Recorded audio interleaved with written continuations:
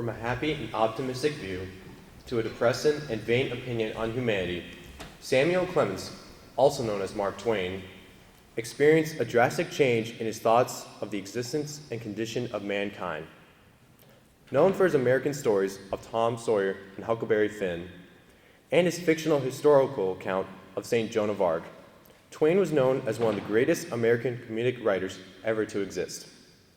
This was fueled by his belief in mankind to strive together in equality and harmony for a joyous and beneficial society.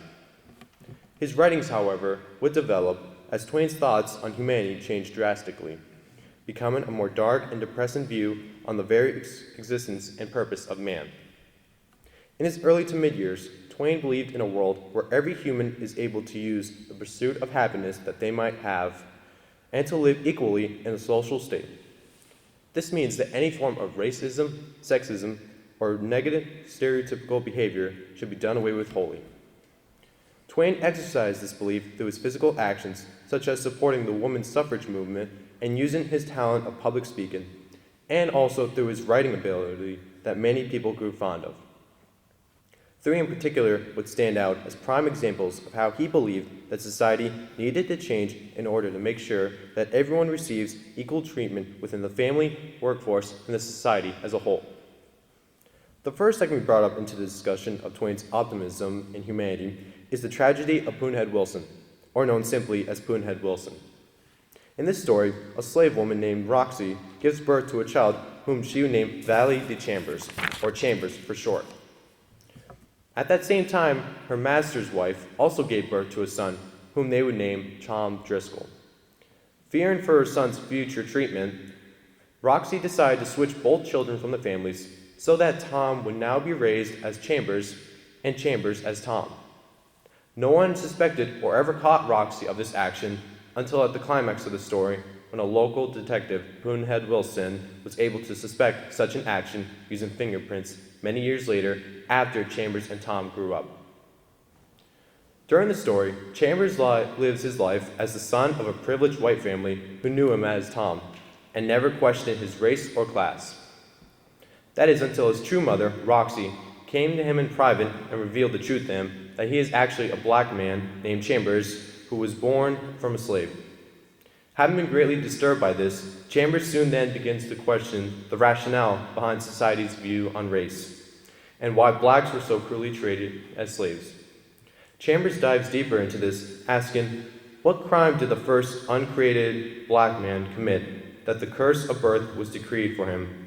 And why is this awful difference made between white and black? Chambers questions why whites had placed this perception on black people, seeing as they had done nothing wrong. Throughout the remainder of the story, Chambers would continue to question the social norms that were placed on the two races, such as treatments even outside of slavery, and the perceptions placed on both.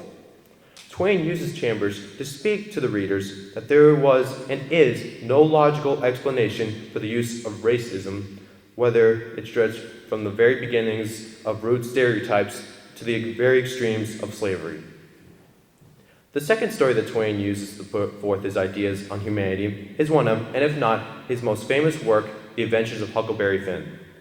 In this story, Huck Finn is a boy who escapes from his abusive father and begins to flee down the Mississippi River. Along the way, Huck meets with Jim, the runaway slave from his aunt, whom he had known previously. Together, the two of them journey onward down the river, seeking for a better life. After a series of events, the two get separated, and Huck is forced to decide whether or not to look for and to help Jim. The issue becomes imperative for Huck because before he ran away from his home, he had been taught that it was wrong to treat black slaves like human beings, since God had placed his blessings on the white race. However, Huck questions this belief, seeing that throughout their journey, Jim had treated Huck with respect, like he was another human being. Huck ultimately decides that society is wrong with believing that black people are inferior, and if that statement was wrong, then he would accept his fate of sinning. Twain uses Huck Finn and Jim to show that even though society has their own understandings and norms on race, it doesn't mean that it is correct, and that one should not become prejudiced against another simply because they are taught to be. The third story that Twain wrote that exercises his thoughts on humanity is Twain's personal favorite story, Personal Recollections of Joan of Arc.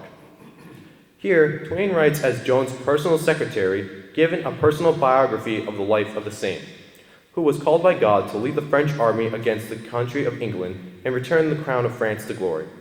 However, after Joan receives the commandments from God, she is sent to request a personal escort to the king by her village's governor.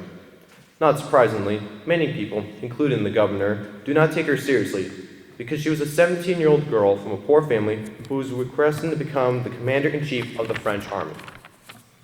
But although they had their logical reasons for speculation, the negative treatment that she had received was far greater than any human individual should receive, even stretching as far as her own father threatening to have her brothers drown her or to do it with his own hands.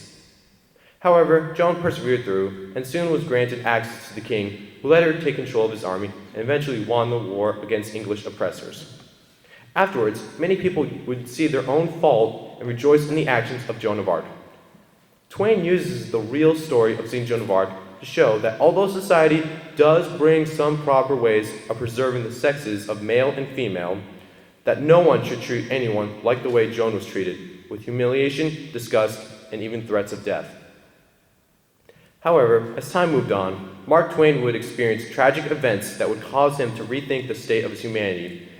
Some of them include the loss of his own sons and the loss of his close friends.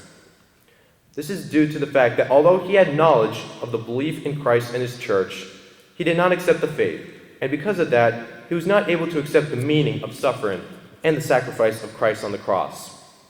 This is why Twain's writings turn dark and gloomy, especially his very last writing, The Mysterious Stranger, where an angel comes to a small village in Austria to visit with 3 young men. With the young men, the angel travels them around the world to show the lowly state of other human beings and how humanity treats each other with disrespect, inequality, and hardships. The angel finally reveals to the 3 men that this is because there is no God, no heaven, no hell, and no world, and that everything that they see and do is actually a fake imaginary reality that has no meaning or point. Twain's newer views on humanity and the continuation of suffering can be seen through this story, and that there is no point to the existence of man. Mark Twain's original beliefs on human equality and the strive for happiness from such can be agreed upon using the basics of natural law, that every man benefits from the good treatment of others, and that all have equal human dignity that needs to be preserved.